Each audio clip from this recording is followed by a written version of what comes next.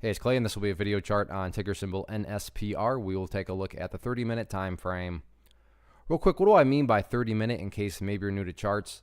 Instead of each one of these candlesticks here representing 1 day's worth of price action, which is what you would normally see, each one represents 30 minutes. So while this here may look like several days worth of time, it's actually just today's price action broken down into 30-minute time slices.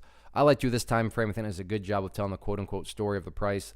And in this situation is really summarizing the price action pretty straightforward. So if you say, Clay, look, summarize this price action for me very quickly, I would say pump and dump on thin ice. Now, I'm not saying pump and dump in the sense that this company is being run out of some bunker in North Korea.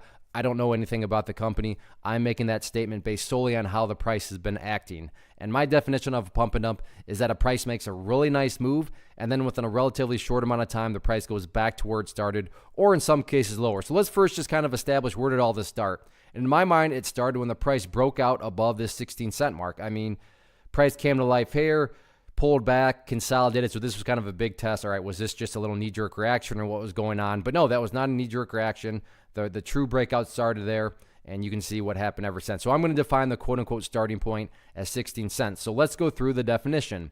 Price makes a really nice move. Well, as we just talked, it started right there for the lingo of the breakout. So the breakout started there, and then the price ultimately went all the way up there. I'm thinking we can all agree that was actually a really, really nice move. Second part of the definition, within a relatively short amount of time. Considering this has all happened in this time span of just a couple of days, I think that's a pretty short amount of time. I mean, not even in a week, literally less than a week, literally less than a half a week. So again, I think we can all agree this is all happening in a relatively short amount of time. The price goes back to where it started, or in some cases lower. Now, this is where the thin ice point comes into play, because to be fair to the bulls, the price could come back down here to 16 cents, which is now going to be our thin ice point, walk along that thin ice point like it did right here, and that point could hold, and if the price heads back up, then again, in the spirit of being fair to the bulls, because you got to be fair, what would that give you? Well, that'd give you a set of lows right here. That'd give you a base of lows down there. If you picture each one of these as stair steps, well, hey, the overall stair steps are still technically headed in the upwards direction, and that's what you want to see.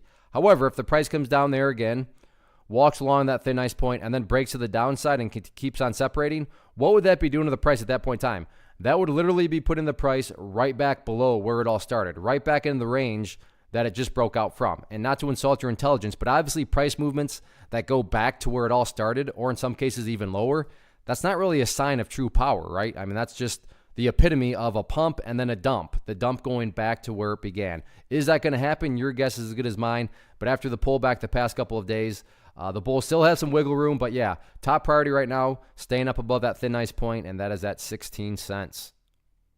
One of the biggest questions that I get is, hey Clay, how do you find the stocks that you trade? So what I've done is put together a free resource guide where I talk about the tools that I use to locate stocks that I find interesting and think may have potential. So if that sounds like something that could add value to you as a trader, then click on the image that is up on the screen right now, and I will email you the guide. The guide itself is very short and to the point, and best part, it's completely free. Thanks for watching the video. Let me know if you have any questions.